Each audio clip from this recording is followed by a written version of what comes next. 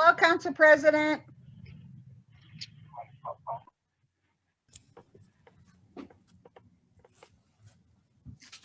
Hi, Council President.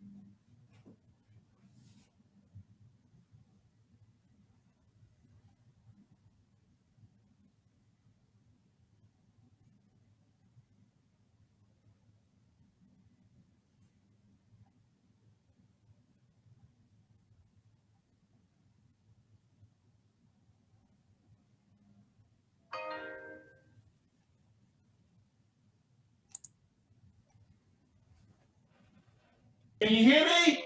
I can hear you fine, Counselor. No, can you hear me Yes, we can hear you. now? Ms. Gowdy? Yes. Okay, we have your quorum. Council President's online.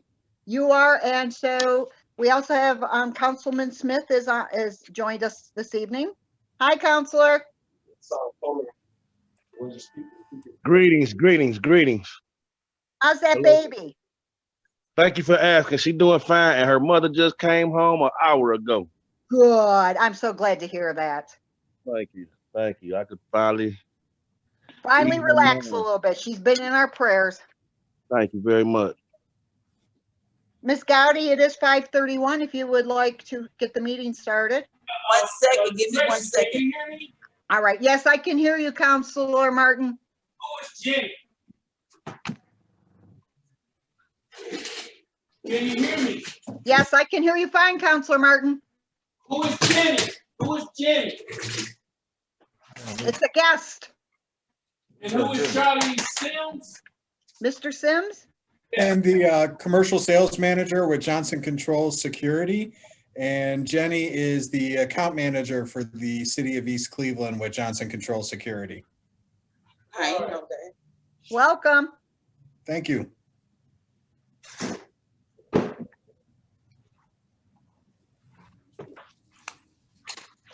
Hi, Miss Hammonds. Yes. Welcome. Oh, thank you. I'm welcoming everybody as they come in the room. Okay.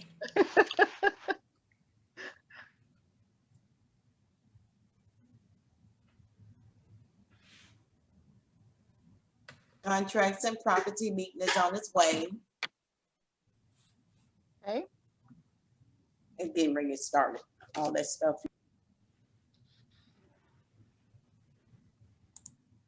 Contracts and property meeting is now getting started, and this is Thursday, February the 25th, 2021 at 5:30. That's when I'm starting. Call the roll. And it's called to order. Please call the roll. All right. Council President Corrine Stevenson, Present. Counselor Nathaniel Martin, Present. Vice President and Chair of this committee, Juanita Gowdy, Present. and we will recognize Counselor Smith. Thank you.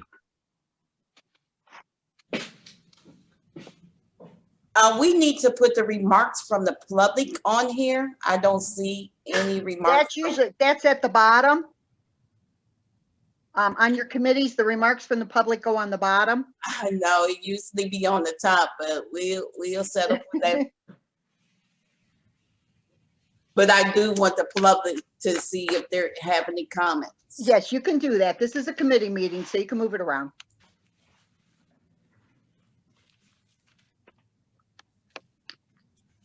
Would anybody from the public like to comment on anything per Chairwoman Juanita Gowdy?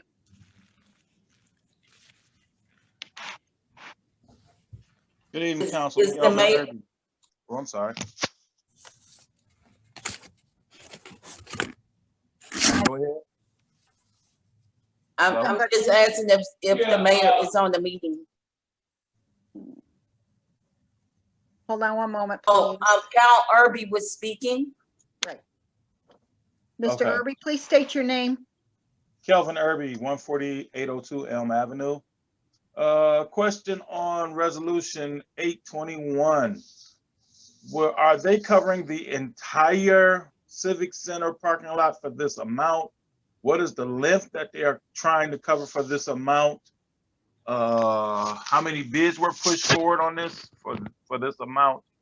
And then resolution, let's see, I'm sorry.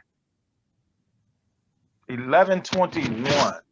I need some definition on this piece of equipment that they're trying to purchase for that amount. I need to know what is it supposed to be doing and why are we worried about that kind of equipment when we don't have a garage to handle that kind of equipment.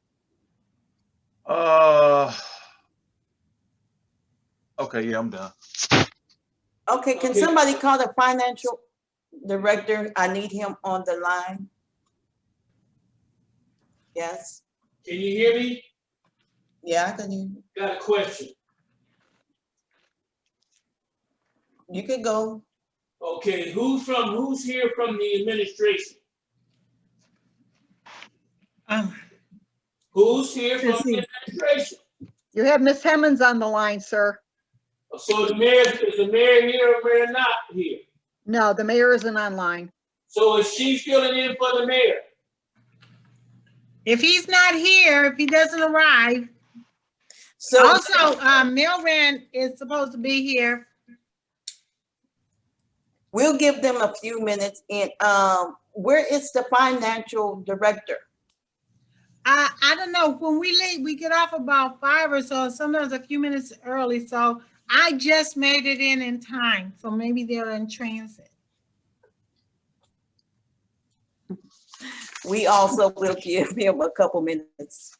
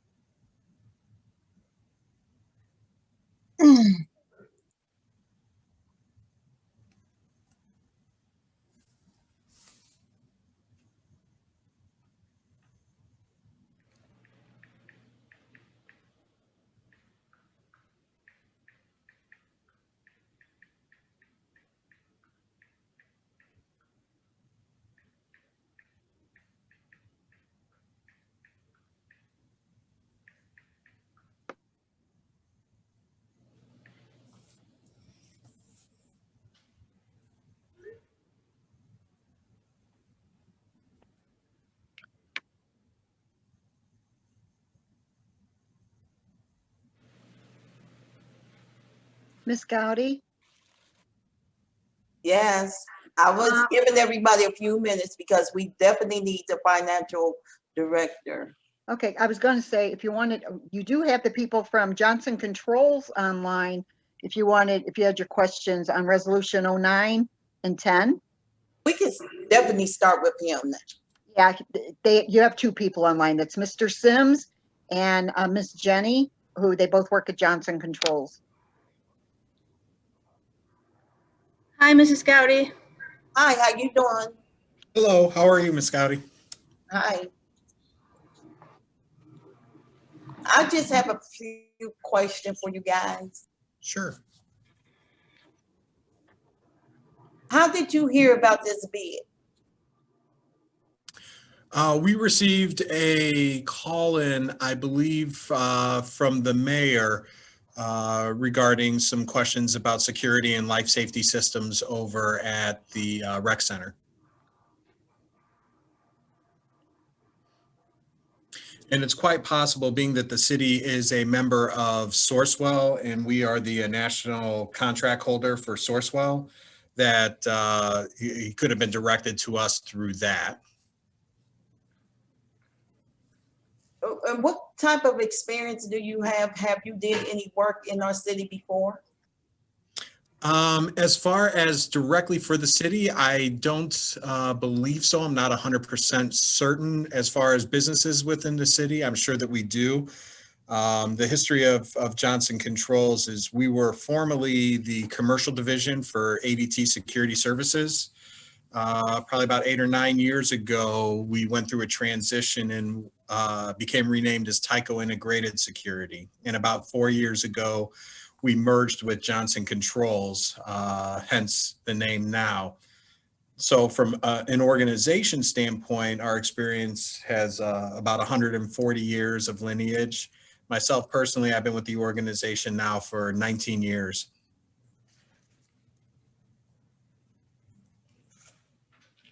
Could you explain what took place in the walkthrough? Oh, hold on. Yes, we met with the mayor as well as a gentleman from Mac Installations, I believe it is, to take a look at assessing the access control, the security system, the camera system, and the fire alarm for the recreation center. So in the course of our walkthrough, what we do is we assess any current equipment to ascertain if there's viability to it. We look at what the potential risks are. We design systems that will definitely mitigate those risks, allow and control access on the doors that are designated to us. And then we design the fire alarm in accordance to both National Fire Code, Local Fire Code, and Ohio Builders Code. I wanted to ask the mayor, one bid was 85,000, and that's you, correct? Jenny, do we have a bid specific? Let me check, Charlie. I'm gonna look and make sure. Can I get back to you, Mrs. Gowdy? Yes. I'm gonna look right now. Because it was another bid that I see was for 25,000, and then the other one for 17,000. And I just wonder, why he choose you? Bid.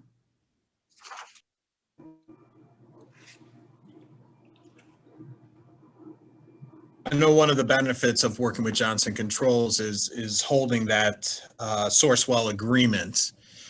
It awards. I understand you can't answer that. I was looking for the mayor to answer that question. I understand. Sorry, good. I bought some more chicken. I don't want to get you caught up in that. Fair enough. Understood.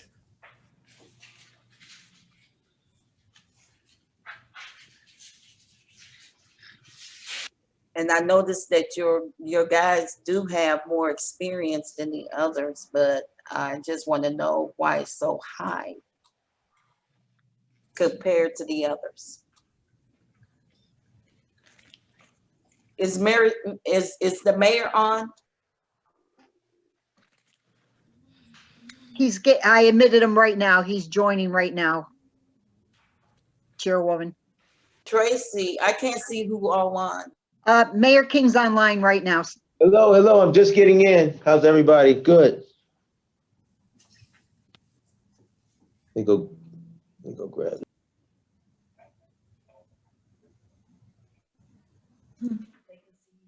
Ms. Gowdy, the mayor's online now. I don't have it.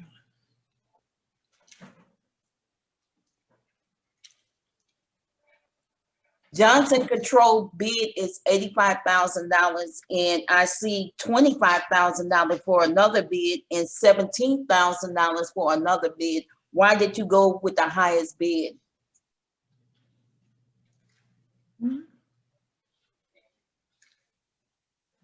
Mayor?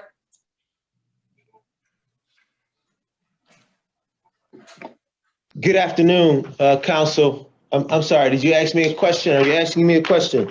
I had to go get the agenda. I got your agenda now. Okay. Yeah, Johnson Control bid is $85,000, and I see another bid $25,000, and then I see another bid is $17,000.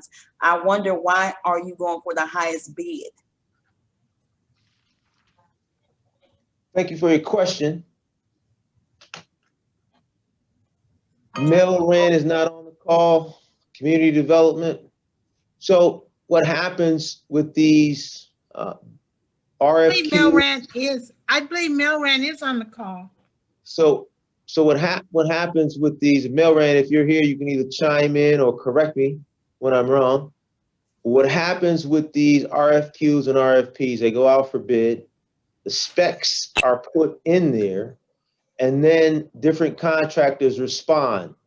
So when you talk about the lowest and best bid, what you'll often find is that someone whose number is kind of out of whack from where the averages are is usually not bidding a comparable product or comparable work, right? Now, without having the documents in front of me and without talking to Milran, because mind you, I don't really get involved in the bidding process or in the scoring or looking at the bids. I'm not there at the bid openings. I don't weigh in on the bids. All I do is when Milran's department is finished, they'll come to me with a recommendation. But from this, what you're telling me, I would assume that Johnson Controls was the most close bidder to the specs in the bid, meaning product, installation, quality of work. Yes, I'm sorry, I was on mute, Mayor. Oh, But thank you. I'd like to ask another question. Who determined the specs? I Did we wrote have the an specs. inter, did The we have? specs came from community You development. see the chicken? Well, my daddy bought me chicken too. The specs came from community development. Are you qualified to give the specs? Yes.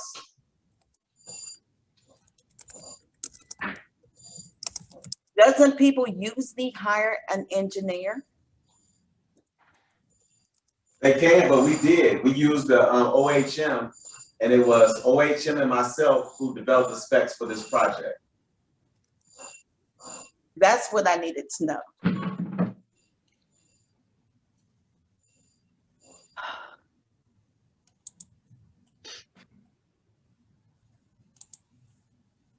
I just wanted him to share how his walkthrough went. You can carry on. As far as the walkthrough, we had several walkthroughs. All of that was. Gentleman from Johnson. Oh, go ahead. Okay. So we, as the gentleman was saying, we had multiple walkthroughs so that we could come out and finalize the system design for the components. The initial walkthrough is just to get an overall general lay of the land, what the facility looks like, what are the points of entry, what are the current systems, and what needs to be updated and added. I believe that the last walkthrough that we conducted was to verify incompatibility and non-working order of the fire alarm that is currently in the location. Determined that there was some significant issues with the current system, and that was just to make sure that the city had confidence in moving forward with a newly designed and installed system. Okay, and what else do your company specialize in? Johnson Controls is primarily derived from the merger of 3 different divisions.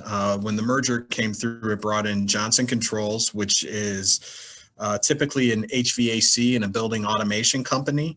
It brought in Simplex Grinnell, which is typically focused on sprinkler and suppression systems. And it brought in Tyco Integrated Security, which is us. We specialize in fire alarms, camera systems, burglary alarms, and access control. as well as various other supportive projects that go along the lines with security and life safety, such as shooter detection, intercom, various other supportive elements.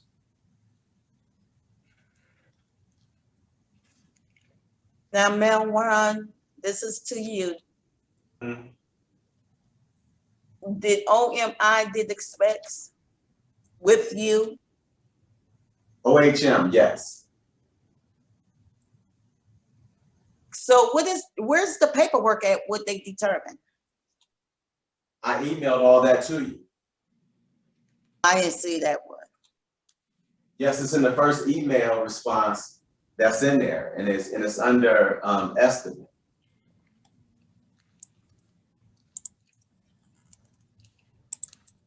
Oh, let me see if I can find it.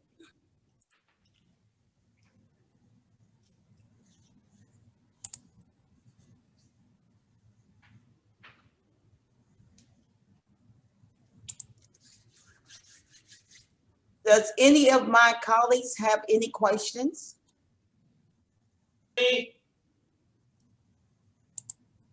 Can you hear me? We can hear you, Mr. Martin. Okay, We can hear you. my question to Mayor Ron Leach. This particular corporation, Johnson Control, I guess there were how many bids for this particular, for resolution 0821? Hold on, let me pull that up. 1021. No, I'm looking at, yeah, 1021. Sorry. For which part are we talking about? Just the fire and security? There were 3 bids. Right. Roof's construction bid 17,450. 3D Moore bid 25,500. Johnson Controls bid was 85,355. So my question is, and maybe they do great work, what separated them from the lower bid, the 2 entities that bid and lower? What quality or expertise did they bring that made you decide to go with this particular corporation? So when we looked at the bids, I brought each individual contractor in to discuss their bids. And the other 2 were not as qualified in providing that service to a level that the city needed them to do. So both of them basically rescinded their bid because they didn't truly understand the spec at the time. And Johnson Controls fully bid everything that we needed and wanted done. So you feel comfortable, very comfortable with Johnson Control? Very much so. Since that time, we've worked with Johnson Controls and did a number of walkthroughs afterwards, trying to refine the bid and making sure that everything works. As an example, we had the fire marshal get an independent company to come out to test the fire alarm system to make sure if it was operable and we're not just replacing something just to replace it. Okay, I have a question. Okay. Okay, Slow down. Melron, my concern is this, I rode past here the other day, and it seemed like every other month is something, the windows and doors are broken. I don't know, people breaking in the Civic Center or whatever. So if they install and do what they need to do, will there be an alarm if somebody's breaking the windows or breaking the front door of the Civic Center? Because I know when I rode past there the other day, I looked in there and saw 2 big wooden boards on the front door. So is this to help with this problem or what? Yes, we're gonna have security cameras, everything installed to make sure that the facility is safe and that our investment is protected. So there'll be high resolution cameras installed on the property So if anybody vandalizes it, we'll be able to make sure that we can identify them. All right, so Johnson, is this the only thing you're doing for the city? No, we're looking at them also installing the doors. Okay, and how much was that contract? That contract is gonna be around, I Let- believe, That's later on in the agenda.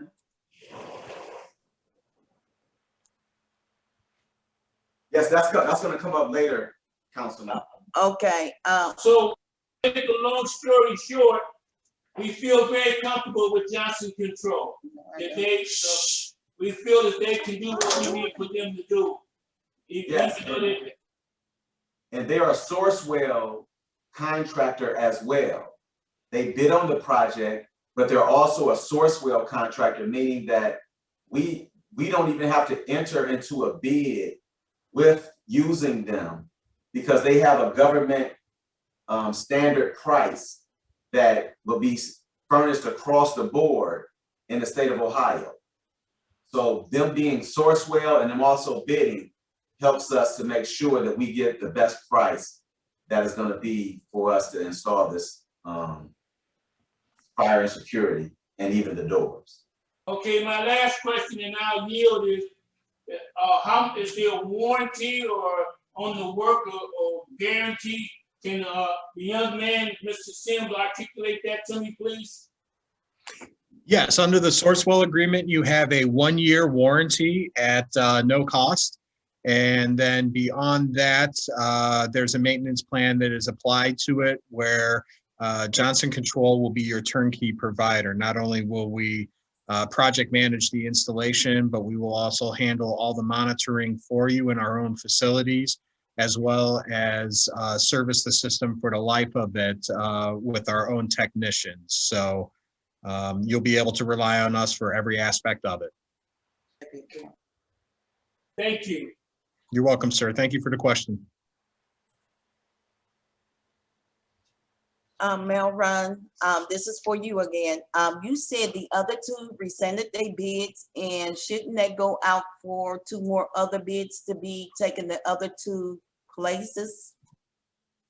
No, not in this instance, because in order, when it comes to procurement through HUD, you have to make sure that you at least have 2 bids. So we did have the 2 bids. But then, as I just had stated, Johnson Control is a Sourcewell contractor as well. So a bid can be awarded to them without it even going out to bid, because they provide a already standard pricing that the government has accepted. Well, I'm definitely going by our charter, and our charter tell us it got to come before council. It need bids, so this is what I'm following, our charter.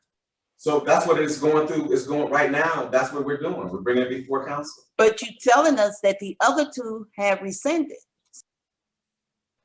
Their bid is there, but they understood, they knew they couldn't deliver on what we needed and what the specs said.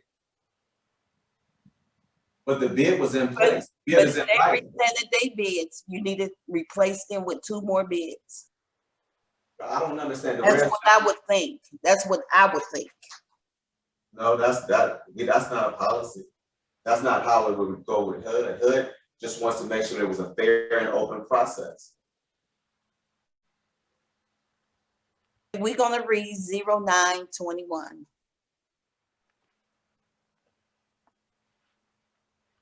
Clerk, Sorry, I was on mute.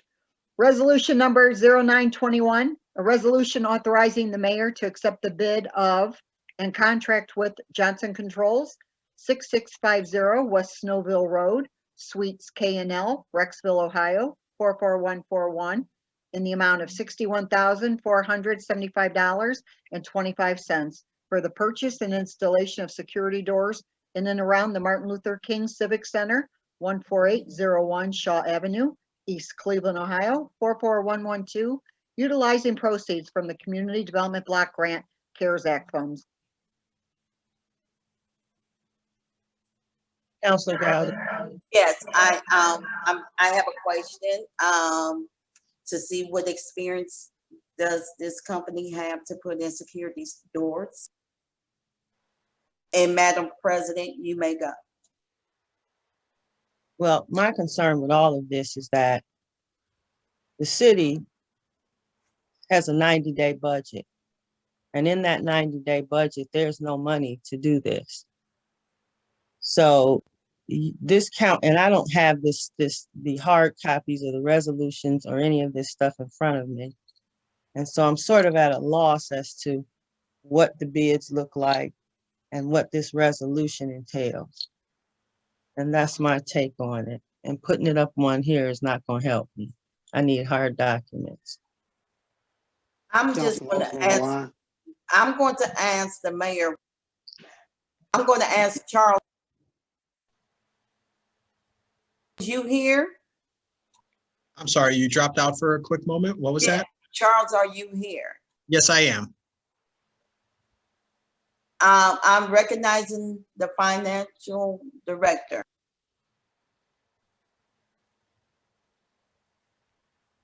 Charles, Ion, can you hear me? Yes, I hear you.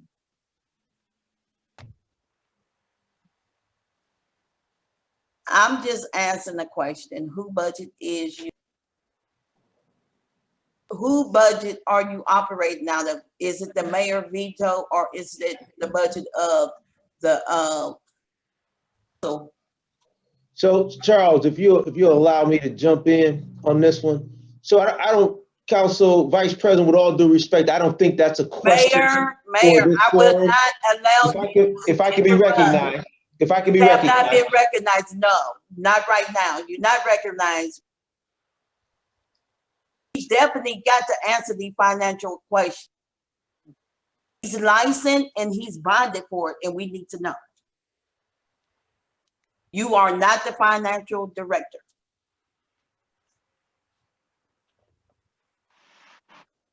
All due respect, Vice President Council, that is the mayor. I just wanted to know what budget are you operating out of? That's not the mayor seat, that's your seat, and you need to be, you know what's going on with this.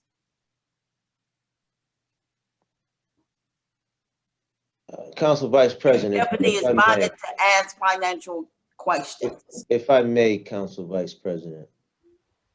1 second, Mayor. Charles, I need you to speak. This is not the Finance Committee. Have to be a financial committee. This is just a council asking the question, what budget is he operating out of? City budget. Is it the line item veto budget? It's the city's budget. Mayor, you have been recognized. You can go. Thank you, Council Vice President. With all due respect to all the councilors and everyone on the phone, this meeting is about contracts and property. We are trying to rehabilitate the city and different buildings in the city. The contract that we have in front of us that we're questioning is from Johnson Controls. I would encourage councilors to look at their internet, just look up Johnson Controls. Just Google it. You'll see that they're a well-respected company. They can handle everything that we are trying to award them. So the monies, right, come after the award. We need to have the award in place to then move forward with the work and with the letting of the contracts. So that's where we're at with this. We're just trying to follow the proper rules per the charter, as you alluded to, Council Vice President. That's why we are here in front of you, following the charter. And we ask that you follow the charter as well. Thank you, Mayor. The president asked a question and she said that we don't have it in our budget. I was asking, where is the money coming from? This is not a budget question. This is a pass the legislation request. That's what this is about, passing the requested resolution that's in front of you. Okay, this comes out, the CDBG comes out of the federal money. If that's where you're wondering where the money's coming from, it's coming out of the federal money for the CARES Act. Okay, Johnson. But there's no money appropriated. So it's not about appropriations. First, you got to pass this thing. That's not true, Mayor King. That is not true. That is You very cannot much pass true. a resolution without the money being there. So you can't sign the contract without the money. Well, we've been signing them without the money, so. Now you're telling me what I'm doing. Well, I know what you're doing, and I know that this is not right. I know that the How money is is this not. not right? I Please know explain that to me. if this resolution is approved, then the city is responsible to move the money to pay for these items, sir. You cannot twist this and turn it to make it be what it is not. So- You have to appropriate the money. Mayor, you would. Mr. Milran, Mr. Milran, would you kindly explain awarding a contract versus actually going into an agreement to the contract? And we had a law director on here. Can I make a comment? You will get your chance to talk. Excuse me. Here, and I runs this meeting, not you, Mayor. Mayor, now you got to be civilized now. You can talk now. This I is think Councilman that the Austin. I was mayor asking if I has- can make a comment. Go ahead. Ms. Simmons, you is not recognized. I was just asking. I'll take my The turn. chair recognize Melvin Leach. Yes, thank you. Whenever we enter into agreements, we have the contract drafted under HUD regulations and rules. As an example, we don't have that contract signed until the money is actually there. We can do the bidding process and go through everything, but we don't sign the contract and enter it and put all the dates on it until we have the money appropriated. And then, because once that's signed, we get a requisition and we give it to finance. Finance then issues a PO number, and that's when we can enter to a notice to proceed. Thank you, Melran. Thank you, Milran. Thank you, Milran. Thank you, Melvin. Say that to the council president again so she can hear it. Vice President. Madam President, I Gowdy, recognize you. there are definite amounts of money listed on this resolution that would have to be transferred before you could enter into any contract. That is correct. However, if this body outside of HUD's regulation passes a resolution, that money should already be sitting in the account to be paid out. And right now, you don't have the money to do this. The Can I chair make a comment? recognizes Councilman. That's one person's view. Thank you very much for recognizing me. I really appreciate it. And as we get a little bit closer to where we need to be, the dollars are actually in the bank. I don't think that was the question. Are you there, Councilman Austin? Appropriate, you have to have some purchase request or a contract of some sort so you'll know what to appropriate. You don't appropriate and then assign the action. You assign the action and then we appropriate. So this is an opportunity through legislation to identify what the city would like to do. And it's up to us to take a look into our accounts and designate or what we call appropriate where those dollars should be spent if we are indeed of supporting this action. You can't appropriate prior to knowing what you want to spend the money on. This is the city letting us know as a council what they want to spend money on. There's no fight necessary. We take it under advisement, we make a vote and we keep it moving. Thank you. Madam Chair, Thank you, Mr. Councilman Austin. Madam Chair. The chair recognizes Willie Hemmings. Thank you. So all of the bids are proposals to be presented to the council so that when, and I'm saying almost no, if the money is ever appropriated so that the city operations can resume, then the money, the contracts can be signed. Melran made an excellent narrative in terms of the chronology of things. This is to accept the bid and contract with Johnson Controls or whatever contractor is Now, if there's no sense in going on with anything, if the viewpoint shared by our Madam President is going to be adopted, we might as well just stop the meeting now and go home. Well, I'm already at home, but I can finish my dessert. That's why I called on Charles. Because I wonder why is he here if the mayor keep instructing him No, not to answer.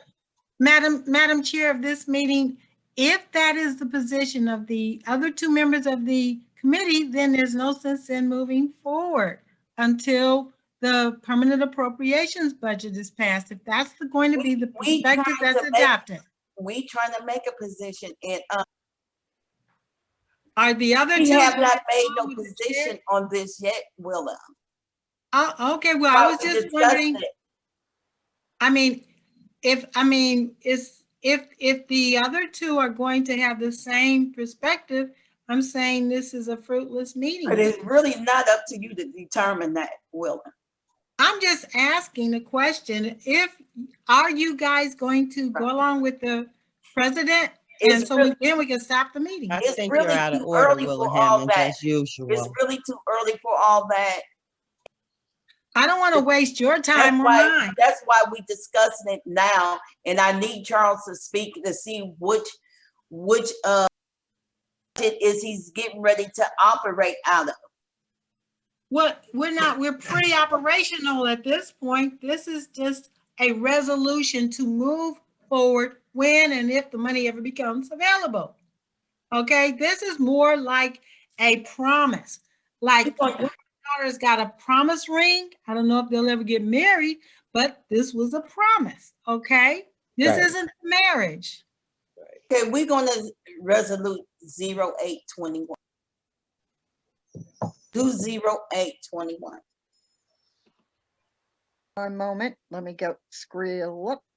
Resolution number 0821, a resolution authorizing the mayor to accept the bid of and contract with 3D Moore, 2150 Noble, East Cleveland, Ohio, 44112 in the amount of $160,225 for the paving of the Martin Luther King Civic Center parking lot, 14801 Shaw Avenue, East Cleveland, Ohio, 44112, utilizing proceeds from the Community Development Block Grant CARES Act funds.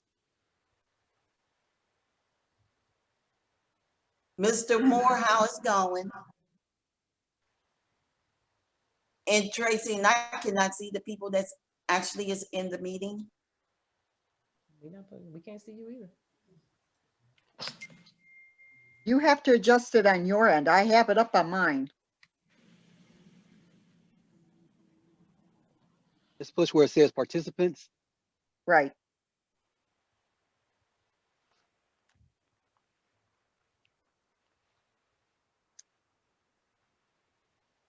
I don't see Mr. Moore on, but I do see Ms. Stover. Yes, Mr. Moore is here with council. We're on together. Okay, all Okay. right, because that's what I'm trying to Yeah. find. Yep, that's us. Mr. Moore, how it's going? Going well. How you doing? All right, who's this lady that's with you? Was this lady? Attorney Jasmine Stover, we met at our last meeting. I'm on with Mr. Moore as legal counsel. Attorney, this is not a trial, but I would like Mr. Moore to speak, to ask some questions. Go ahead. If there's a question posed, we'll answer it. I want to know what experience do you have with this project? Who am I speaking with? With paving parking lot? I said, who am I speaking with? Who asked me the question? President? This is the chairwoman of the committee, Ms. Okay. Juanita Gowdy, Mr. Yeah. Moore. Vice President? Oh, okay.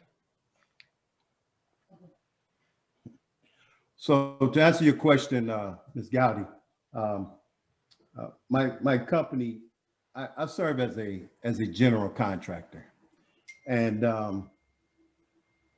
you know, from building new construction to tearing down homes to renovation to parking lots, asphalt, concrete, you name it, we do it all. So we've been in business over a dozen years. And so that's it.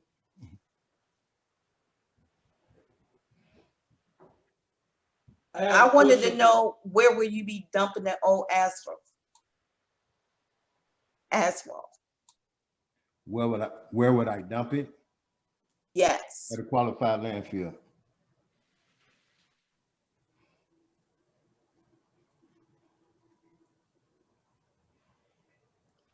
Will you be doing the entire parking lot or just patches? Well, actually, we got about 75,000 square feet. So, you know, actually, we'll be removing the damaged areas of the asphalt, leveling things and leveling it and reinstalling. So you won't be doing a new complete parking lot? Not the entire parking lot, but the majority of the parking lot. For 160 Which is is high. About 75,000 square feet of the parking lot. 160. Madam Vice President, can I ask a So question? high to be patching.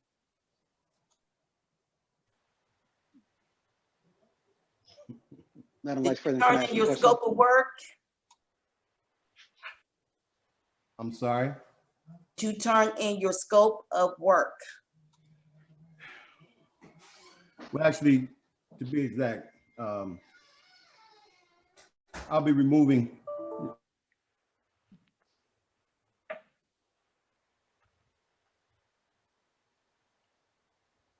Hello? Can I ask a question? Hold on, he's talking. I Okay. just want to hear from him. I couldn't hear him. Mr. Moore, are you there?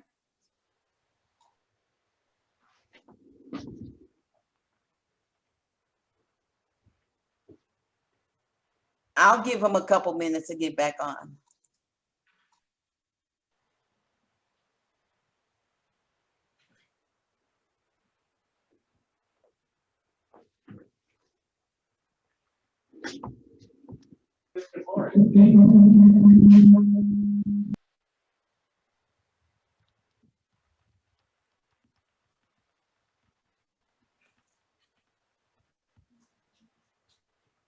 It looks like we lost him.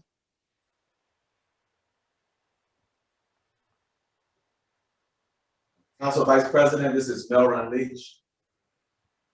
How is it going, Mr. Moore, to come back? And if not, we're gonna move on. Council Vice President, Yes, I just sent you and members of council rendering with a highlighted area of what is to be paid at MLK. it definitely seemed kind of late for that.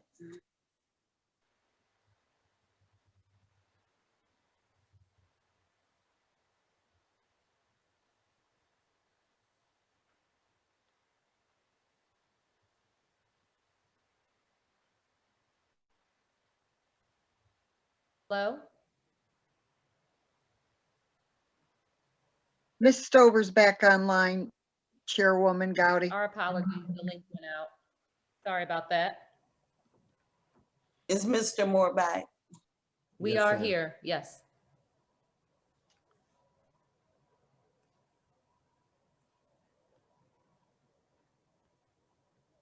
I'm going to ask Councilman Martin, do he have any questions? Are you there, sir? Mr. Moore, Yes, sir. okay, you said that you're gonna do 75,000 square feet of work in terms of paving, the Civic Center? Yes, sir. What is that? It's a pretty big parking lot. with a playground in the rear, what is it, about 75 or 80% of the parking lot? Can you articulate, sir? Close to, sir. Okay. We have been dealing with the Civic Center, Mr. Moore, for over a year. Mm-hmm. And I articulated, if you heard with the other entity that they break the windows, they've been breaking the windows and breaking in and out of there. But the parking lot definitely needs to be paved. And you have experience in this field, and we can count on you to do great work. Is that right, Mr. Moore? Can you repeat that? I'm sorry. I said that you seem to have experience, and we count on you to do good work in terms of paving the parking lot, the 75,000 square feet. Correct. Okay. So that's basically what I needed to know. Thank you. Thank you. The chair Can I make a recognizes note? Councilman Austin. How you doing? This is Councilman Austin, and I was taking a look at what it costs to actually pave a parking lot, and about between 3 and 6. So I did the estimate cost to be up to $300,000, $4 per square foot was the average. So we're the average parking surface. So it wouldn't. Councilman Austin, sorry to interrupt, but we can't hear you. You're going in and out. Oh, wow. Okay. Well, let me, can you hear me better? Can you hear me now?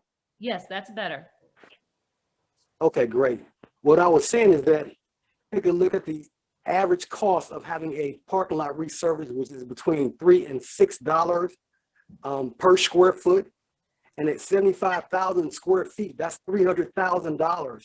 And if we're getting an offer for someone to come in because they may appreciate the city at $180,000, based on the cost, the average cost, we are, I don't know if I'm gonna say the best value, but that is a offer that is much less than the market average for per square foot. So if we take a look, we may have to consider the value and or benefit of having somebody that actually cares about the city come in and do the work. And I had one question about, after about a year, it's going to require a seal coat. Is the seal coat for 12 months in your estimate?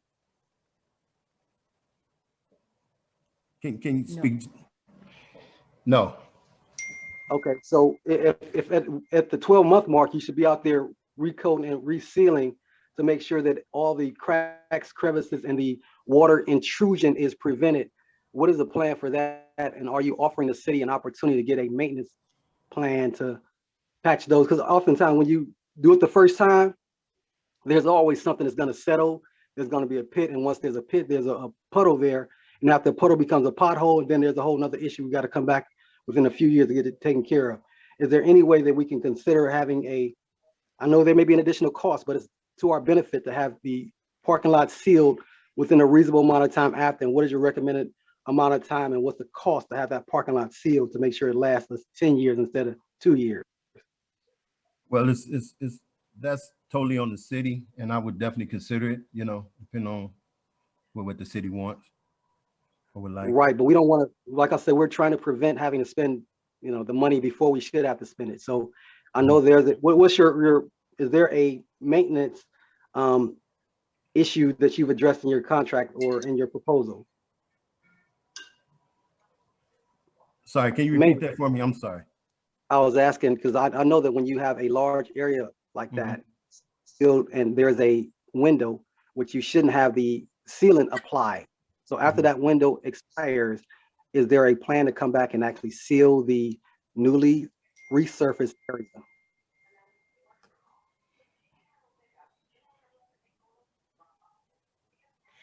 I'll tell you this, we can discuss that, you know. Okay, well, I would like to, and I do want to make sure that we understand there's a benefit.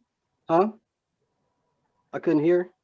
If he wants to talk about There's some benefit. Okay, I just want to make sure we're getting the best value, not just that we don't just want the lowest price. We want the best value. And there is some service that's going to be required after the area is resurfaced. And I want to make sure that we have addressed those services. And so we don't have to call you back saying there's a hole over here, there's a patch.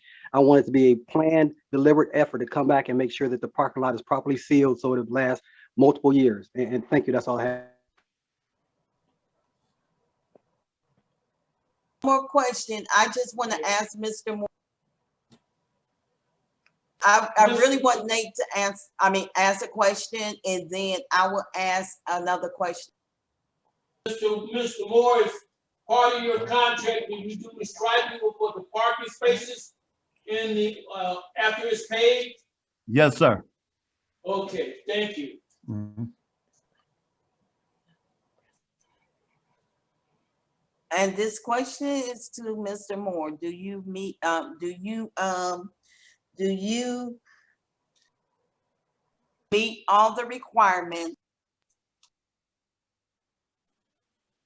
I know, to receive HUD funding? Yes, I do.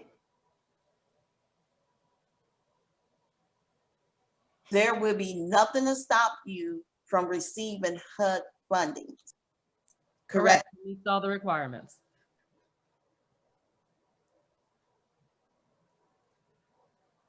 I'm going to call on Councilor Martin to read all the HUD requirements. 1 second.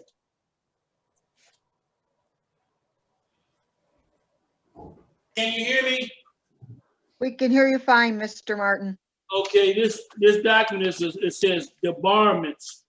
I'll just read the highlighted part. It says a debarment sanction means that an individual, organization, and its affiliates are excluded from conducting business with any federal agency government-wide, depending upon the outcome of an investigation of legal proceeding. The suspension may lead to debarment. Debarment is the most serious compliance sanction and is generally imposed for a 3-year period. However, debarment can be imposed for a longer period of time if the debarring official determines this action is necessary to protect the public interest.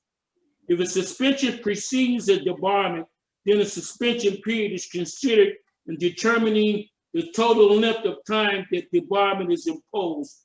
What does HUD sanctions? And then it's landlords, loan officers, and all like that. Then it says what are the causes for debarment? Debarment is imposed for criminal and/or serious HUD program violations, which include use of false documents to originate FHA-insured mortgages, diversion of project assets, embezzlement, theft, and forgery, false statements and false claims, and bribery. HUD, thank you. And I would just ask him before we go forward, have you been convicted of any of that? Any of those? Yeah, this is Attorney Stover on behalf of 3D Moore. HUD maintains a list of contractors that have been disbarred. It's the city's obligation to check that list for disbarment. I can represent to you right now that 3D Moore nor Mr. Moore are listed as being on disbarred, but that is the city's obligation. So you may want to look to the administration to confirm that they've met that they've done their due diligence in doing that search on 3D Moore and any other contractor. Willie Hemmings, did you check it out? Or the mayor, did you check this out? I have had discussions with an assistant U.S. Attorney General, and that problem seems to be allayed. I can't go into it any further, but as far as looking at a debarment list specifically, no, I did not. But I have had discussions with the U.S. Attorney, and at this point, any such problems that might have or might arise in terms of a debarment do not seem to be present. But Willie Hemmings, this is on record now. You not figured out our contractor background. Pardon? You is not checking out the contractor background? The contractor background, no, that's part of the bidding Are you process. vetting them? Council Vice President. Mr. Leach, you Government has information on it. Whenever, for every contractor that wins a bid. Mr. Leach, you have not been recognized, sir. Okay. Law Director, please finish. Okay, I would defer my time to Mr. Leach, who is in intimate relationships with the HUD people down in Columbus. He's in regular communication with them. I would like the attorney to answer this since he got one. Do you have any restitution to the federal government? I'm sorry, are you directing that question to myself, Attorney Stover, or to your law director? To your client. Okay, what's the question? Do he have any restitution to the federal government? They got to do it. Yeah, so one, that's not at issue here, and it's not related to debarment under the HUD rules. So if you have a question that's related to the contract, the resolution that you're looking Oh, yes, it is, ma'am. then we will answer that. But other than that, we'll decline to answer any questions that are unrelated. I believe Mr. Leach, who's involved in the bidding process, as your law director stated, handles that process of looking up SAMs and debarment. So if you'd allow them to answer, I think you'll get the actual answer to your question related to whether or not he's debarred under any HUD rules. Okay, so before I make a decision right now, ma'am, I'm just going to make sure that he is qualified to do this because. Right, right. And we've answered that question. Because I really did check the court records and it looked like he's being garnished. Does a garnishment mean that someone cannot bid on a contract? Do you have that in a rule somewhere? No. He's not debarred. He's not on any list for debarment under HUD rules or under SAM. Qualified to perform the work. It's the conflict of interest, like the law director Willie Hemmons would say. What would be a conflict of interest? I didn't say that. Yeah, there's no conflict of interest here. Mr. Moore is represented by counsel as it relates to anything within the federal court. He's met those obligations. If you check the docket, you see that he met those obligations. You'll also see that a release of that garnishment has been filed by the federal prosecutor. So again, that issue does not affect his ability to operate as a contractor under any HUD rule. It's an ancillary issue that's being brought up by this committee, and we're not going to answer any further questions on it. But it really do look like the Fed's been actually taking money for his restitution. And again, that is an ancillary issue that has nothing to do with whether or not he is qualified to perform this work under the HUD guidelines. If there is a HUD guideline that you are aware of that you would like to read to us related to garnishments of any contractor, I'm happy to answer the question. Until then, my client is not answering any further questions related to any garnishment in any court, whether it be in the federal court or Cuyahoga County. Stick to the HUD guidelines. That's the question. That is the HUD guidelines to check the background. HUD has a debarment list. Anyone from the administration, is 3D Moore or Daryl Moore listed on that debarment list? Can someone answer that question? He owed $2 million to the city. The city, to the feds. The city do not need to pay off his restitution. The city's not paying off his restitution. The city is paying 3D Moore for work that it has performed for the city. If the city wants to take the position that it wants to discriminate against contractors based on background, please do so right now, and we'll take appropriate action. However, as we stated before, he meets all requirements under the HUD guidelines. Anything outside of that is not your concern. Okay, have a nice day, ma'am. You as well. We're going to keep this in committee.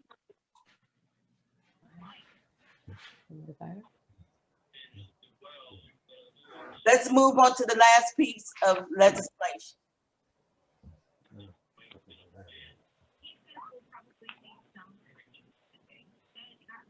Resolution 1121, an ordinance to authorize the mayor to enter into lease or purchase agreements for the acquisition of a 2 EPC 7,000 pound capacity 80-volt electric 4-wheel pneumatic tire lift truck compact in the amount of $70,572.08, utilizing general fund monies for use by the service department.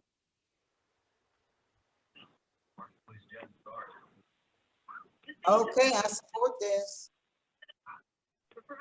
The problem is where the money coming from. I really do support this, but we need to know where the money coming from. Can I make a comment? Yes, Councilman Austin, you can make a comment. Thank you very much. I did look at this piece of equipment and it'll be phenomenal. And I also support it. And I also support taking a look at the permanent appropriation legislation that's been sitting around for a couple of months.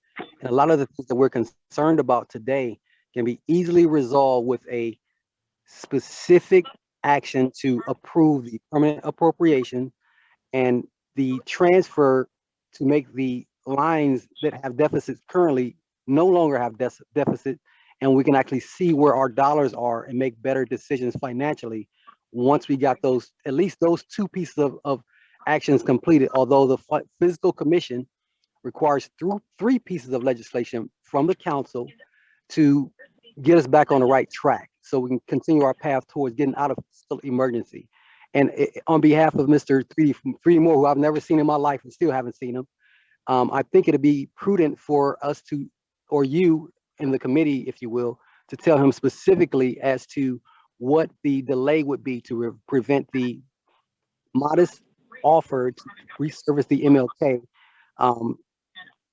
to stop that bid from going forward and getting out of committee and allowing us to get the MLK Civic Center, which is like a good hub for our children to be safe once this coronavirus is over, so they have a safe place to go and enjoy after school activities. Thank you very much, and please be specific so we'll know what we're asking of him so he can, meet those needs and we can move forward. Thank you. Council Madam President, Chairman?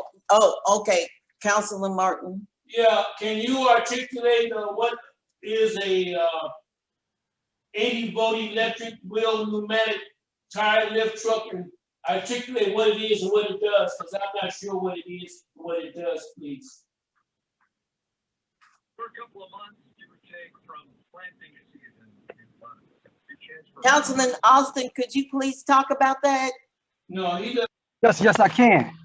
That is a piece of equipment that will allow us to move large pieces of equipment without having the burden of, more gasoline. That's why it's electric. We can move a truck, a car. We can move another piece of equipment, lift up the bucket truck so we can change the tire. So that piece of equipment does a lot of cool things that a person with a small jack cannot do. Move pallets as necessary. We can help the person that come deliver the food from the food bank actually download the truck. Instead of having 19 or 20 guys out there downloading one box at a time, we can actually go out there with a pallet jack, push the pallet jack up under the pallet, move it to where it needs to go, and execute our food distribution program much more effectively if we had the material handling equipment to do so. This is a piece of equipment that can help us in that effort also. Thank you, Councilman Austin. I really do appreciate that. Any more questions?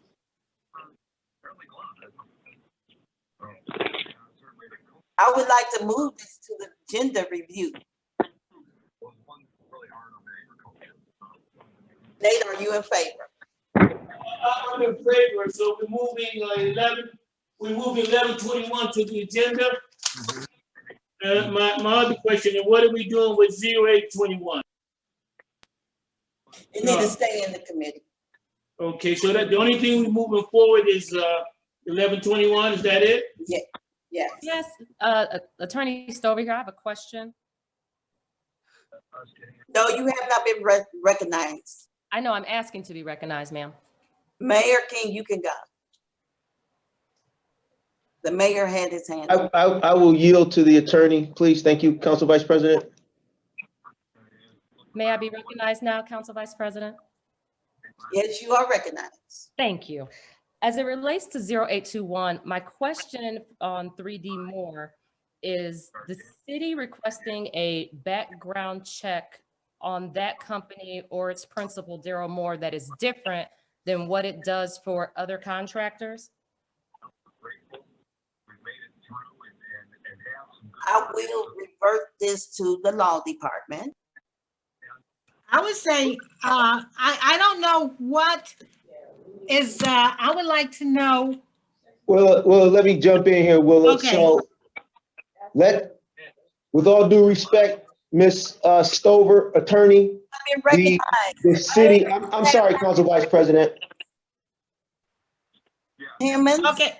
Oh, yes. I So just want to know. Willa. Yes. So Council Vice President, may I be recognized? Let Ms. Hammond finish talking, please, and you'll get a turn. I promise you will get a turn. I just don't know the basis for not allowing 821 to go forward. That way I could better answer the question. Is there any specific qualifications, despite what has been presented by Melran Leach, after a thorough vetting of all of these bidders and potential contractors? Is there any specific criteria that the contractor does not meet?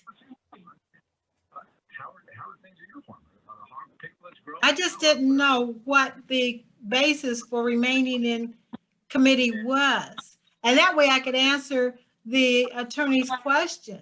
Well, I'm going to refer this to Heather. Heather, are you on? From the law department. No, Heather's not on. What question are you referring? What is the question? Is that the Ms. Stover?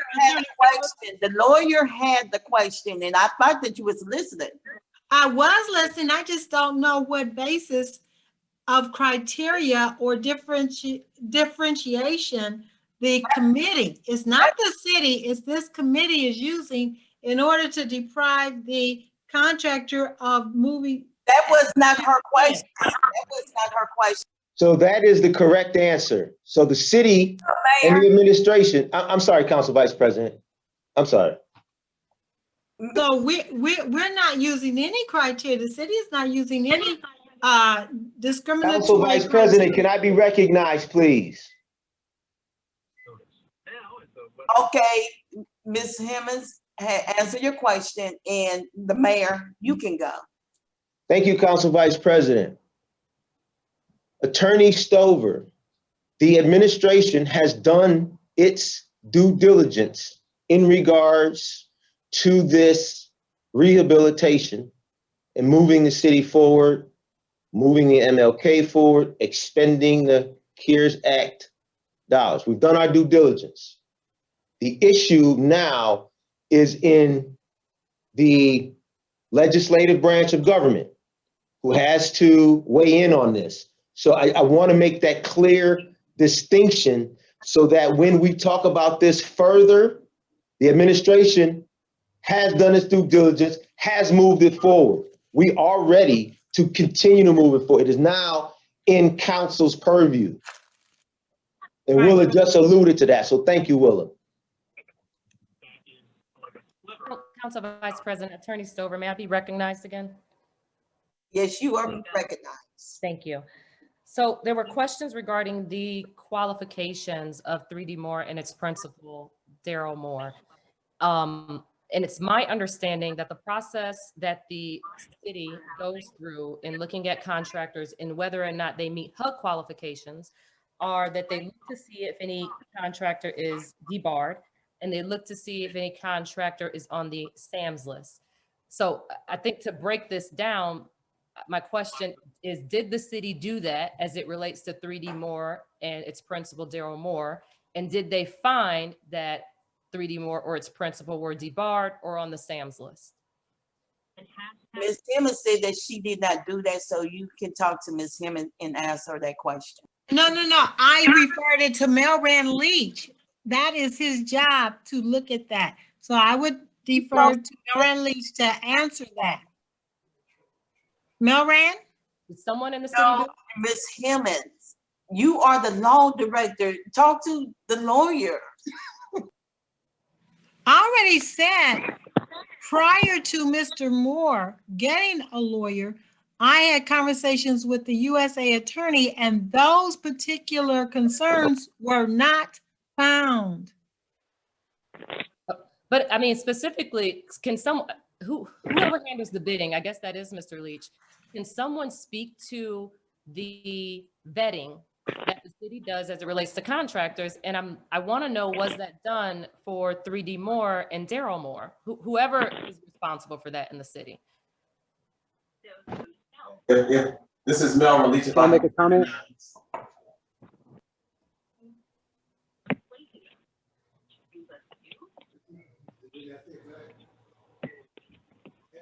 This is so much confusion. We're gonna move on. Definitely gonna move on. Well, I'm sorry, Clerk. Yes, ma'am. before we move on, can my client please be heard on these issues? 'Cause I think this was brought up and there was significant discussion. Ma'am, on it. we already discussed. No one's answered whether or not you guys did your due diligence. She said that she did not know when she. I said that there were no concerns found when I had a Out of order. Now you review. have a chance to talk now. When I had a review with the USA We're gonna attorney. move on. We don't have time. We're gonna move on. And Can I make a Melran comment? knows that. Melran? Yes, if I could be recognized, You have not been recognized, Melron. Can Ms. he be recognized? He seems like the appropriate person to answer the question. Councilman Austin, you can speak. Thank you. Madam Gowdy, I have one quick note. I think this may be a matter of procedural opportunity to kind of educate us a little bit. I do remember Mr. Melran Leach telling us what the process was for identifying persons that have been debarred as well as Attorney Stover. So if you would be so kind as to allow me to regurgitate what I understood and somebody let me know if I'm off track.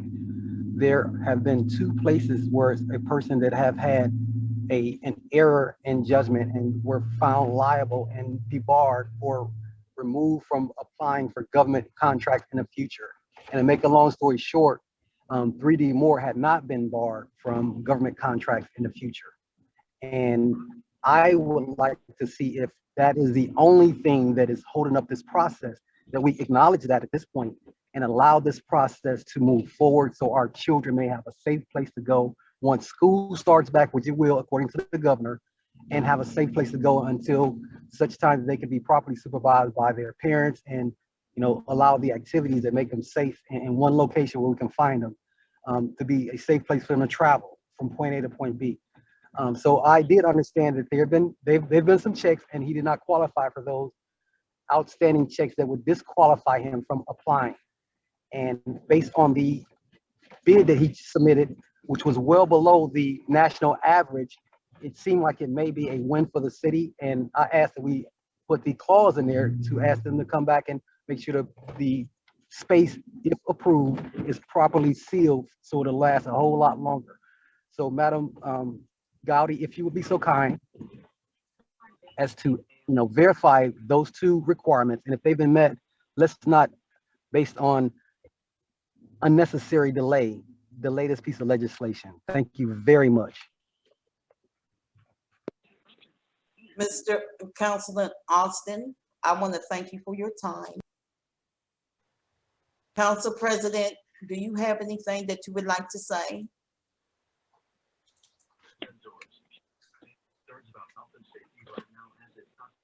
What I would like to say is just that the money for this is not there. That's it. Charles, could you tell us where's the money? Who's going to be responsible for the money being here? Councilor Gallia, there's nothing more I need to add to this. I think everybody has said, from the mayor to the law director, the mail ran. There's nothing more I can add to that. We all know where we at with regards to that.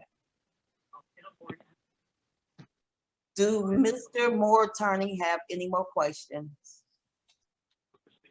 So I guess my final question is, it seems through this conversation that we've established that 3D Moore and its principal are not on any SAM's list, and they are not debarred. Are there any reasons left that the committee would hold this up from moving forward, given that we've now cleared up the background issues?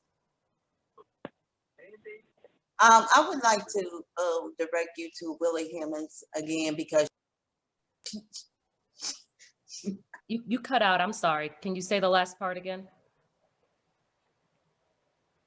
She's directing it to the attorney. Willie Hemmons to speak because she represents the city. Okay. Yeah. Okay. In conversations with Mr. Leach, all of those issues were cleared up. Now, prior to that, all the debarment and the SAM's list questions are not affecting the decisions of this committee. I think what the attorney is requesting is what exactly are the prohibitions against 08-21 moving forward. If those are not in play. What are the issues? That's what the attorney wants to know. What are the issues? Ms. Hemmons, yes. Mr. Stover, if you don't mind. Here, recognize the attorney. I'm sorry. I apologize. Am I recognized? Yes. Okay. Ms. Hemmons, so since the question is directed to you, I guess I'll ask you directly. Are there any reasons why 3D Moore or its principal, Daryl Moore, will be disqualified from performing this work as set forth in Resolution 0821? I think that we have already articulated the city's position. You gotta be recognized. May I be recognized to answer the question? Here, recognize Cal Irby because. I think that the question was directed to me. It will. You can answer it in a few minutes. Just hold up because his hand's been up and I want to respect that. Cal Irby. Irby, you can talk. Mr. Irby, are you there?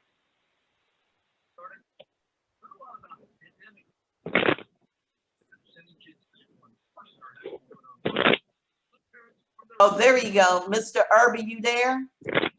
Yes, I'm sorry. I had a phone call kicked in. Okay, my question is, and it's directed to 0221.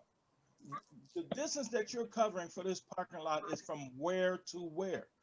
Due to the fact that there's a track and field for the football players. There's another part of a parking lot back there. How far is the distance that you are supposed to be covering? What grade of asphalt are you using, and what is the temperamental repair on and after you do the work for the Civic Center, if you're allowed to do this work?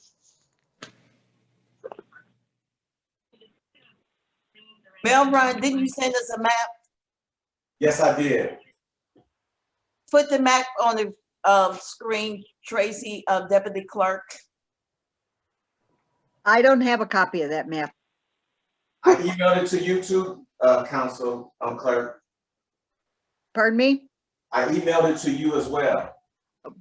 But I can't get into my email while I'm in the Zoom. If you could attach it to the chat, if you could put the file into the chat.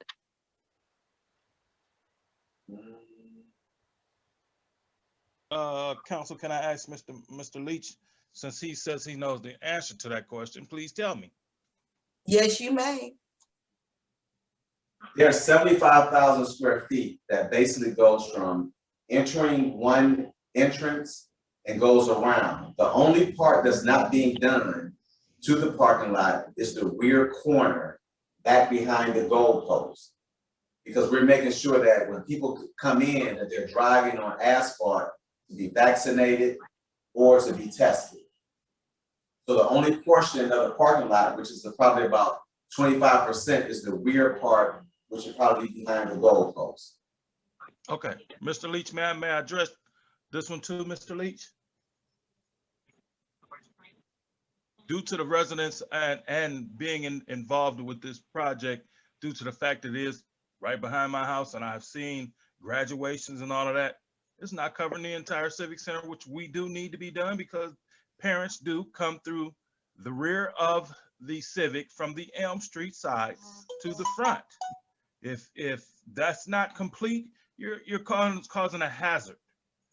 So the entire lot from Elm Street side to Shaw side needs to be complete. This is not serving the purpose of the interest rights needs of the people. Council President, can I address that? Yes, you may. So the reason for not doing the entire parking lot is trying to stay within a budget. And we are trying to make sure that these funds are for the CARES Act. And so we could probably do the whole Civic if we had wanted to, but we have to make sure that we're doing the back portion of the Civic because that's where the vaccinations and the testing is being done. So we have to put the money where those are going to be done, not just over the entire Civic. And I didn't know how doing the entire parking lot would hold up under HUD scrutiny, saying, why did you do the whole parking lot? Because you're not using the whole parking lot. Council, may I speak? Yes, you can. Mr. Leach, sir, seeing that the children do have summer football leagues, summer lunch programs, since the children utilize the entire Civic Center when it is operational. I do believe you are misusing the Civic Center for just covering the front of the building and less a half of a parking lot. If you do not, you will have the same problem that you had 3 years ago, where a young lady broke her leg in that parking lot, per the Chuckos. Now, also, you have the fire department that uses the Civic Center for personal training. Evidently, you have never been over there to see it, but we live over here. So, I'm done. Thank you, Council. So Can I make a comment? my point to that is you have to understand that these are CARES Act. You have to be recognized. And you are recognized now, but before you say anything, the problem that I have with all of this, we should not be piecing all this stuff out. We should have one contractor to do it all, not just piece by piece by piece by piece. And make it way more expensive than what it. I really did talk to 10 contractors and they have a problem walking through piece by piece by piece, and that's why they didn't bid on it, because everything out. And normal city have one general contractors, and that's what I'm looking for. I'll be glad to address that. Yes, Am I being recognized? Thank you. I just wanted to share one. Rodney is being recognized. He can go ahead, because I told him that after I got finished, he can speak, and I want to give him that respect. Yes. So if any contractor, and it's written, that's why I made sure that I sent everything to you. I told every contractor, you can bid on the entire project as a whole, or you can bid on things individually. So it was up to the contractor if they wanted to bid on it or not. Though some of those chose not to, some chose to. We told them that if you bid on everything, we would like that. And the mayor would take that under advisement, and we may award you the entire project instead of piecemealing it out. So that opportunity was provided to every contractor that bid on the project. And it's in writing. And yes, it is in writing, and I believe that you had gave everybody a chance, but it wasn't a fair chance because I talked to a couple contractors, John Todd.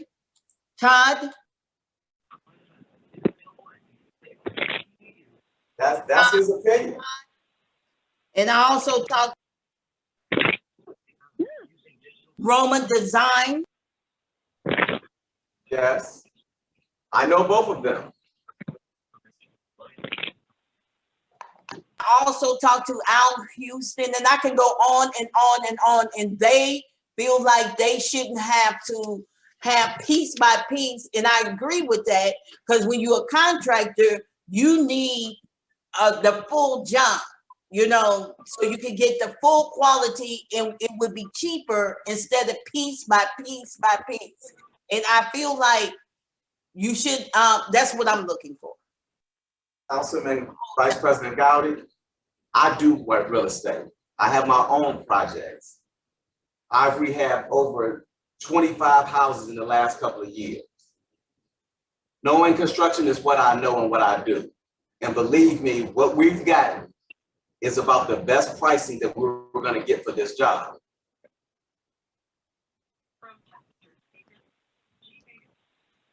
Council, can I be It's only 3 people bidded, so it couldn't be the best. Come on now, we got more people out here. It's more qualified, could do the job also. So we need to bid some more people in.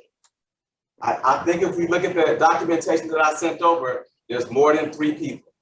Calvin Irby, you have been recognized. No disrespect to you, Mr. Leach, but as a citizen and as a asphalt contractor at one time, we're Please. asking for the. You don't know nothing about asphalt. You know nothing about real estate.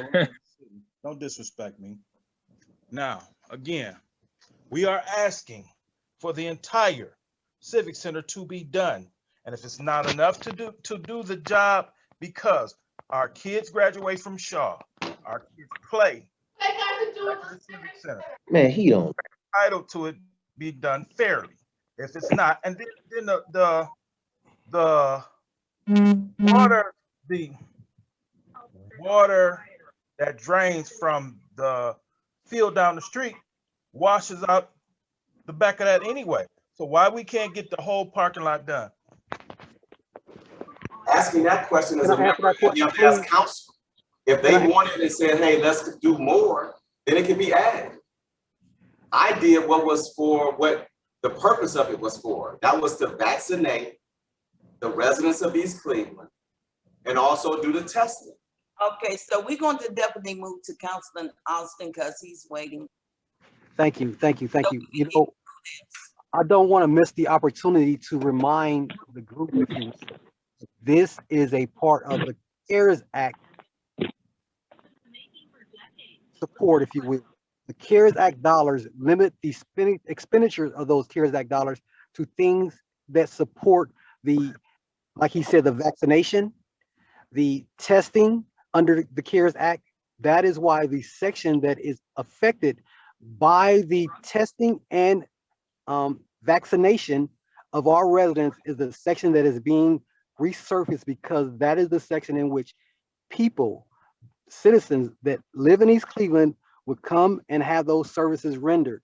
And the CARES Act dollars would support the rendering and or coverage of those areas that are affected and or that support the CARES Act and the recovery from the pandemic. That is why this section of the parking lot is the only section being done under these specific dollars. And like the other gentleman, like Mr. Leach said, if we want to spend more dollars to resurface the entire parking lot, maybe that is something that we will do outside of this particular piece of legislation. And that is my thought, and that is my understanding. Feel free to correct me. Thank you very much. Mayor, I have a question about the service department building.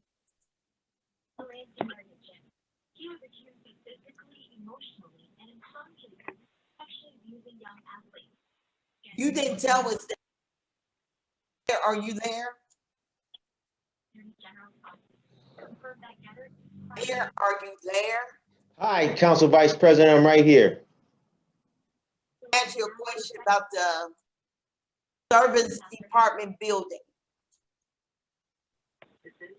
So Once, Council Vice President, before we get into that, I would like to thank Councilman Austin and thank Director Leach. Yes, we are following the COVID CARES Act guidelines as to how to expend these dollars. That's exactly how it was set up through our consultants, OHM, our Building and Housing Department, Director Leach. We would love to do the entire parking lot. We'd love to do that. However, with the limited funds that we have and following the guidelines, that money is being used for that. That is what is in front of you. If you would like the rest of that parking lot done, we'll be more than willing to have OHM put together the remaining specs, right? Put that out to bid, and then that would come back to you as a separate document, but not part of this document. And don't forget, we are doing feeding per the CARES Act out of the MLK too, and it will be used by seniors. So it's not just kids. So thank you. okay, Mayor, and I have a question for you. I'm asking you, could you please tell us why is the service department building getting torn down without coming before council? The service department building coming down without going to council, that doesn't have to go in front of council to be torn down. May I say this to you, and certainly I wouldn't expect for you to know this, being new to council. That building was condemned 2010, I believe. So that building should have been taken down years ago.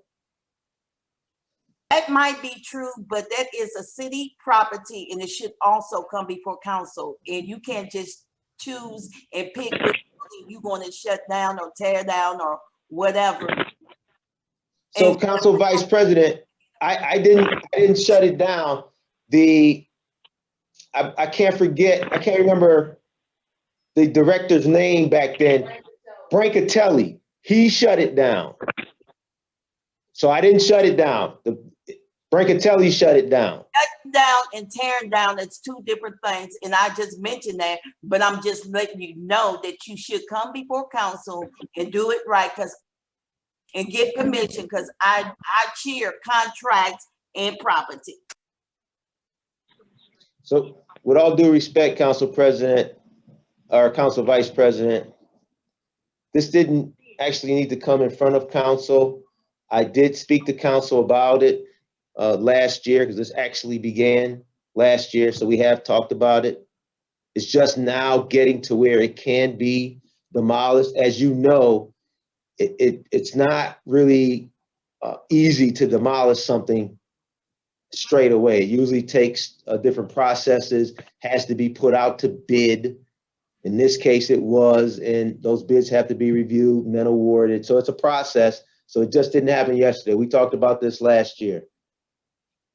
Thank you, Council Vice President. So let me ask you another question. Now, if you wanted to City Hall, you don't have to come through council, right? Or the fire department, don't have to come through council, right? You just gonna just tear it down. So things don't happen just like that. Things don't happen like that, Council Vice President. Like I said, we did talk about this last year. It's been maybe 8 months we've been working on getting this to this point that it can be demolished. And as I alluded to earlier, Brancatelli did condemn those buildings back in 2010, I think it was. I understand, I agree with you 100%, but you still have to follow the charter laws. You still got to come before council of tearing down city property. And I'm going to move to Cal Irby and we're going to be done.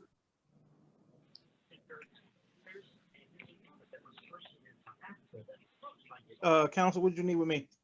I'm sorry. Oh, I thought you raised your hand. So, remarks from any public Council Vice President, I'd like to raise my hand. This is Attorney Stover. I had a question pending previously.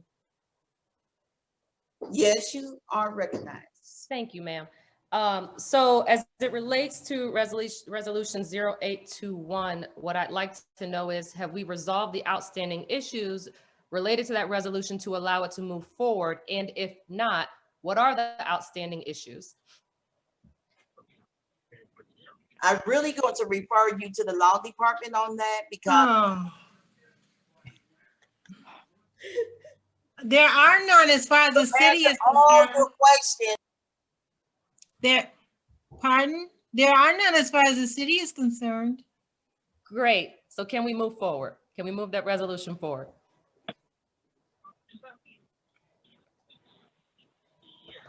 President, Madam Vice Chair. Can I be recognized? I recognize Madam President. And I need to advise everyone on this feed that the only people that can move resolutions on this committee are the committee members. Thank you. Right. Right. And we definitely going to go with remarks from the public now. I'm sorry, Council Vice President. The question wasn't answered. Before we move to the public, can we please have the question answered as to whether or not the committee will move resolution 0821 forward, given that there are no outstanding issues related to the qualifications of 3D Moore and its principal, Daryl Moore, per your law director? I'm going to ask the law director to answer your question because Asked and answered. Absolutely. If I could be recognized, Council Vice President. yes, you may. Thank you. So I would agree with the attorney, and I would reiterate her question and her ask as my ask. As the CEO of the city, I do everything in my ability with my staff, the administration, to move this city forward and to put this city in a better place, quality of life for its residents and anyone else to whom the city serves, who utilizes our services, including the MLK. We've done a lot of work here to bring this in front of you. And quite frankly, Council Vice President, as the chair of this committee, the lawyer and her client deserve an answer, or they deserve for this piece of legislation, this resolution to move forward. So I would just reiterate that and ask that you give them an answer and stop deferring it to the law director, because she's throwing it to you because you're the one who seems to have some unreadiness. So I'd appreciate an answer to that. And let me apologize to the lawyer and her client and everyone else on the phone. I am sorry. We do not treat potential vendors and people to do business with the city like this. I'm embarrassed by this. Please forgive us. We're going through some hiccups right now. So thank you, Council Vice President. Please, I'd like you to answer that. I recognize Nate Martin. Councilman The Martin. counselor is Miss Stover, that's your name? Yes, sir, it is. Okay. There's no barrier for this, just holding this from going forward, except for the fact of whether the money's there or not. We can't legally pick anyone out or whatever the case may be. So where I'm at, and like there's 3 on this committee, basically from the dialogue that I listened to for the last hour, I don't see any reason why this can't go forward. Okay. Thank you. Except for the money. Now, Mr. Moore wants to get paid like everybody else. So the only thing holding it up in my mind, to be objective and be fair, is whether the money's there or not. Okay. And I need to say this as we celebrate African American History Month. Our people have gone through so much in 400 years. So somebody may do this or somebody may do that. But we have to make sure that we look out for our people. They get a second and third chance, no matter what happens, no matter who it is. So I'm on record. I have no problem with Mr. Moore going forward. I have been tuning into so much lately. I found out something. It's kind of not really related to this, but I was listening to a thing the other day on Billie Holiday. And even though she might have had a few problems, she had an FBI agent. I found that out. It was really revealing to me, who hounded her for years. Hounded her for years because he didn't like her. If you look at our history in this country, we have got to be fair, and we've got to definitely make sure African Americans get some business. Yeah. So if the money's there, I'm ready to act on it. Yeah, okay, in terms of the criteria, he meets the criteria, and I hope he does good work. So the only thing that's preventing me from going forward with this is whether the money's there or not. I've spoken. Thank you. And just because Charles couldn't even answer our question, the mayor had him not to talk, I cannot move forward with this. And that's where I'm at. And I asked Willie Hemmings to be a spokesperson so we can make sure the clarification that it won't fall back on council. That's where I'm at. Council Vice President, and just can I be recognized? I don't know if she heard me. Council Vice President, may I be recognized? We really got to go. Please make it quick. I will. I'll do my best to make it quick. Unfortunately, it seems like we're talking around the issue and not answering the questions. You mentioned that Charles was unable to answer your question per the mayor, and it was deferred to Willa. Can you tell me what question you're referring to? Because it seems that since then, all outstanding questions have been answered. We really don't know if we can afford to pay this. This is what the whole question is. Where the money coming from? I've been asking that all the time. So as a follow-up, asking my financial director to speak up, and would not let him speak at all. Where is this money coming from? So I guess as a follow-up question, and maybe this is direct to the finance director as well. You have most of these resolutions have a dollar value attached to them. So are you also leaving 0921, 10-21? Are those also remaining in committee because we don't know where the money is coming from? Or is it just related to my client, 3D Moore? Also, they are going to stay in the committee because we don't have the funds. I don't know where the funds coming from. This is why I'm here. I've been asking for funds, where it's coming from. Can the administration answer those questions? We are out of time now, and it's early asked 20 questions. We are getting ready to go. I've been asking this all evening, and y'all know that.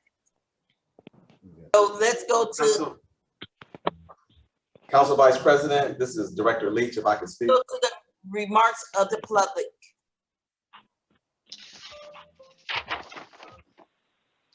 Good evening. Before we go to that, Council Vice President, I thought we moved this other legislation forward. I thought this other stuff with Johnson Controls was moved forward. One of them is only one about the electric machine. Johnson & Johnson, he couldn't even talk. Only the electro machine is going. I thought you moved the fire and the doors forward. No, he didn't. Okay. I thought you moved them forward. I'm sorry. More questions, and we going to move.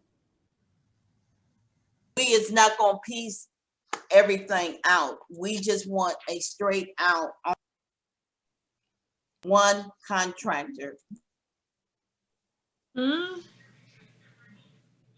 Council Vice President, this is Charlie Sims with Johnson Controls. May I be recognized? Yes, you can, Johnson Control. Thank you. While we have audience with the city, I just wanted to offer an opportunity that if there's any further questions regarding the qualifications, the scope of work, or the post-installation support that Johnson Controls will provide. I just wanted to offer myself to answer any of those questions.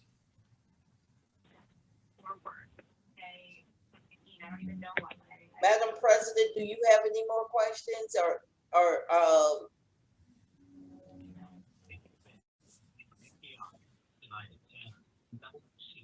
I don't have anything. I'm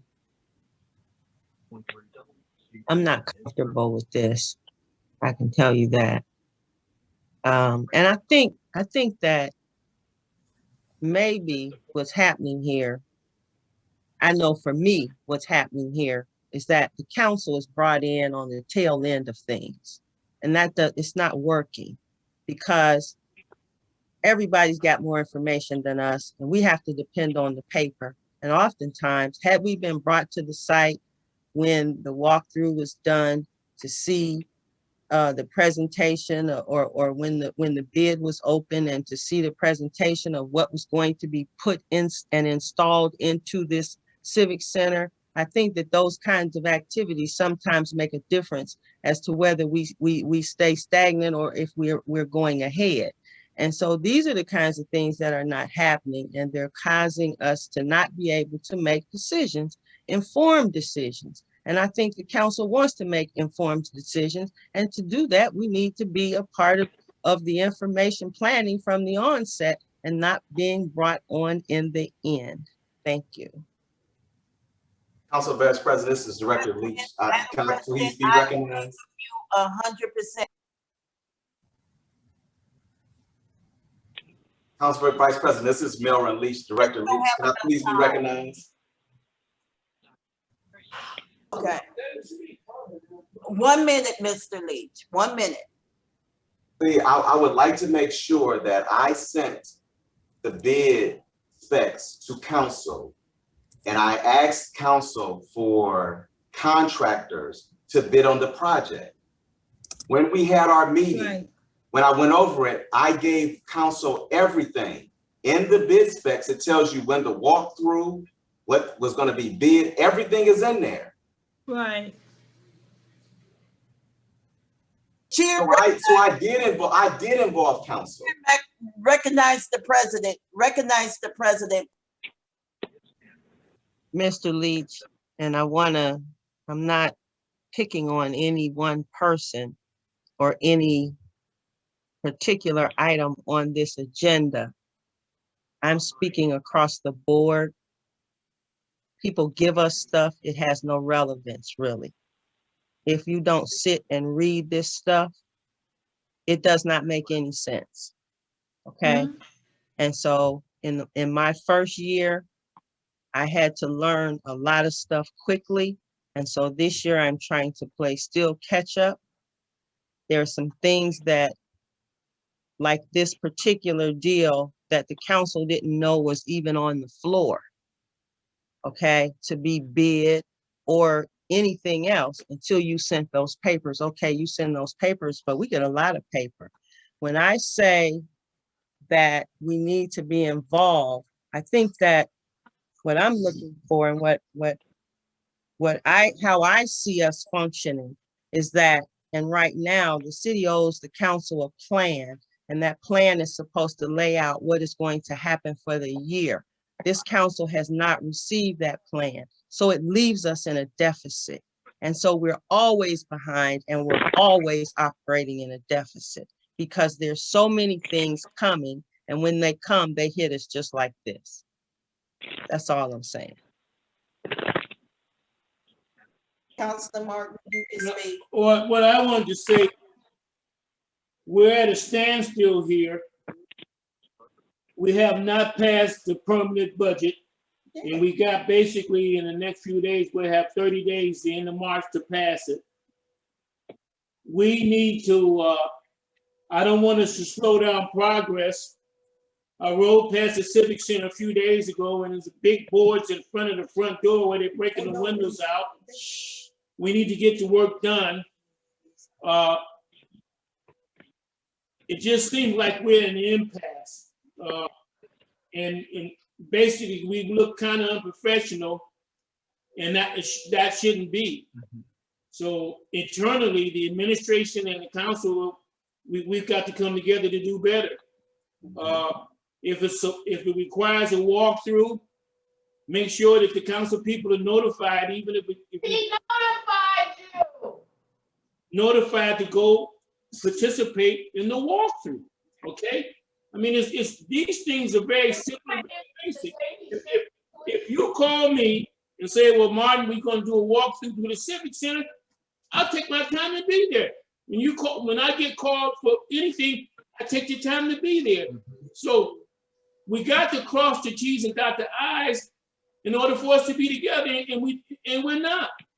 So if the president says that we're not getting the communication, and that we need to cogitate on this, elaborate on it, and see how we can correct it.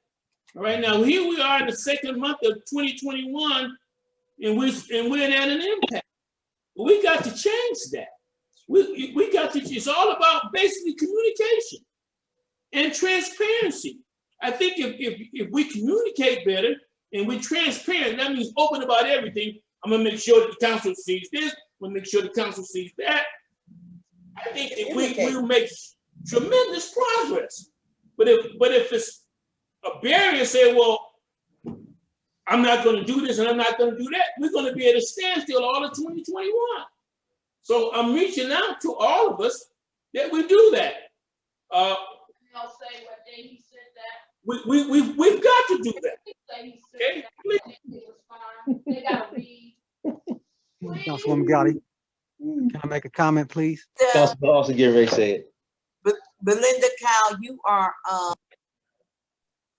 you could. I'm sorry. Have something that you want to say? Yeah, Ms. Kyle, we heard you talking. I didn't hear. Okay, so the remarks from the mayor. Can I make a comment before the end of the meeting, please? Oh, I'm sorry. Please forgive me. Otis Mays is here, and Otis Mays.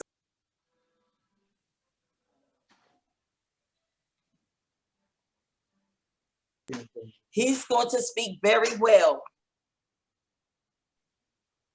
Number one, it seemed to be a. Take your mask off. No, I don't take nothing. We can't hear you. You're you'll be quiet, I can hear.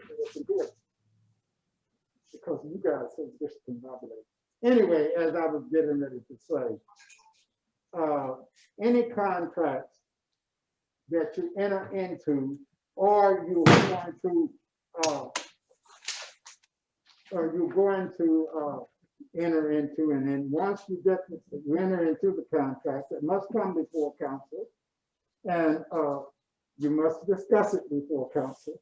It seemed to be the right hand doesn't know what the left one is doing. No reflection on Mr. Leach. You did not allow him to speak, and I guess he was the one involved in this contract. But my question is this. You can't hear. My question is this. Have the Civic Center been completed? The work inside of the Civic Center?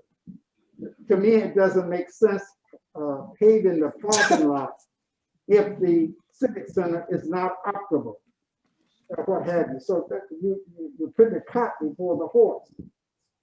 And secondly, entering into contracts, all contracts that enter into, they must come before council. And council does the authorization. You must, as Council Martin has indicated, communication is the key that unlocks all doors. You must communicate. Council can't be over here and administration is over here. Council is the one that does the authorization, and we must remain cognizant of that. Everything that comes through this city, what have you, should come before council or whatever, except the money that you have appropriated for that particular branch of government to operate. If it receives more than $50,000, which is, we are relying upon the state there because our charter says 25,000. So